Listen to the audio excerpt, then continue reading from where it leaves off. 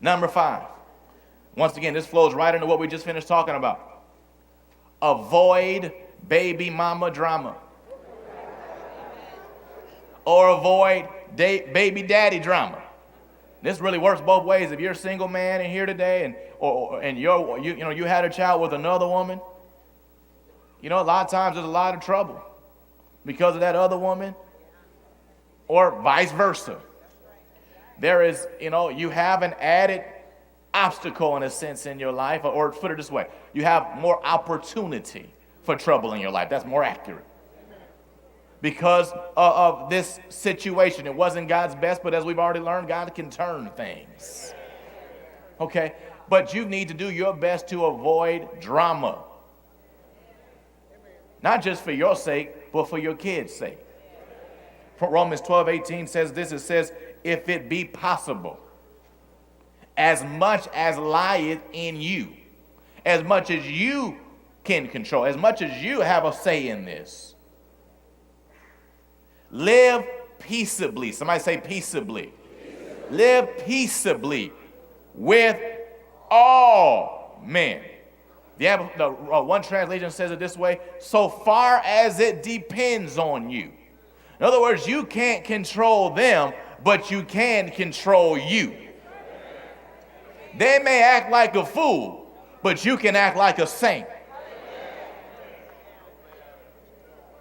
You can develop the skill of giving the soft answer that turns away wrath. The Bible teaches that we ought to forbear one another in love. That means put up with. We ought to put up with one another, but we ought to do it in love. And when you're in this situation, you're going to have to put up with some things. But there's a right way to do it and a wrong way to do it. I love the word peaceably here because the opposite of peace is war. So God's saying you can't be at war with anybody, right? Live peaceably with all men, as much as you control it. They may consider themselves at war with you. They may even tell other folk they're at war with you and there's all this going on.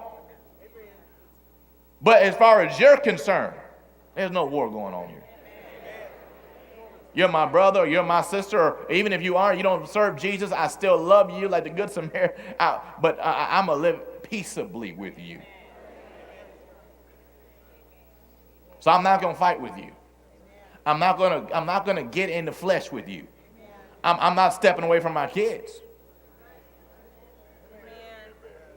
But I'm going to make sure I operate in love with you.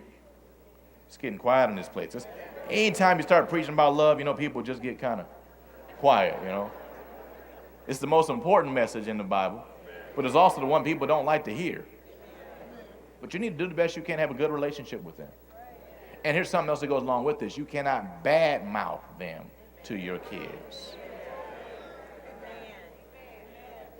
You think you're hurting them, but you're really hurting your kids. Because that's their father or their mother. There ain't nobody else on earth that is that person.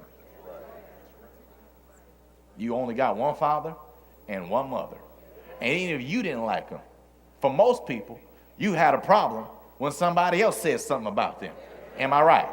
Come on now, fighting words, even among born again, spirit-filled, word-taught believers, is your mama. Come on, am I telling the truth here?